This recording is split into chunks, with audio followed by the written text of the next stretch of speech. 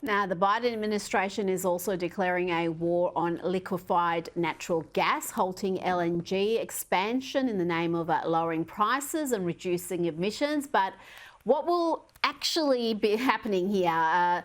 What is going to happen when we have this LNG pause? I mean, let's just think about this. I mean, didn't we just have Russia invade Ukraine, which put a strain on a global energy market that was already short of fossil fuels, particularly natural gas? Europe realized it was dangerously dependent on Russia.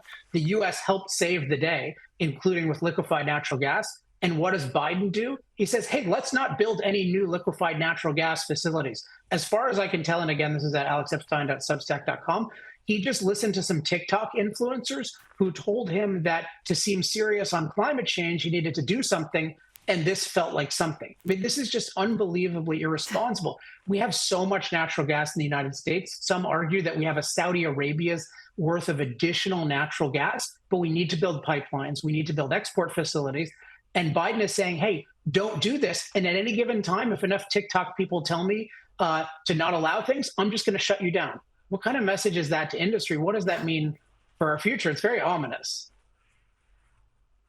It is, and we're seeing it right here in Victoria. We're also sitting on a lot of gas reserves, but we're looking forward to having a gas shortage, perhaps even next winter, because there's no exploration. Now, before you go, the Washington Post is in hysterics over temperature records in March. They're saying that it was the hottest March on Earth in history. Now, can you set us straight? Is that accurate? Is this the hottest March ever? I mean, when they say this, there's so many fallacies about temperature. I mean, the Earth was so much warmer throughout its history. Now, the Earth, for a lot of its history, had no ice at all. It was a much more tropical place. So it was something like, around 14 degrees Celsius warmer from doing the conversion properly, about 25 degrees Fahrenheit warmer for huge amounts of history.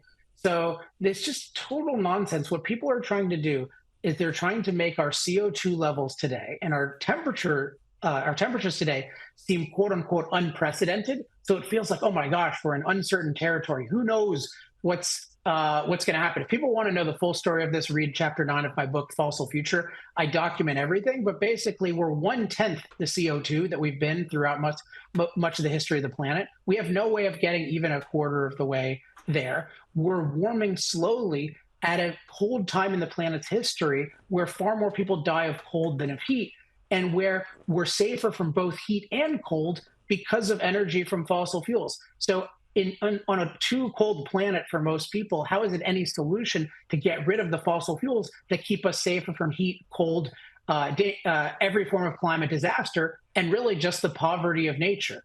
It just makes no sense unless you really don't care about human beings, which is my conclusion about a lot of the leaders of this movement. Well, I think, yeah, you've hit the nail on the head. They don't care about human beings. This is an ideology. Alex Epstein, thank you so much for your time this evening. Thanks, Rita.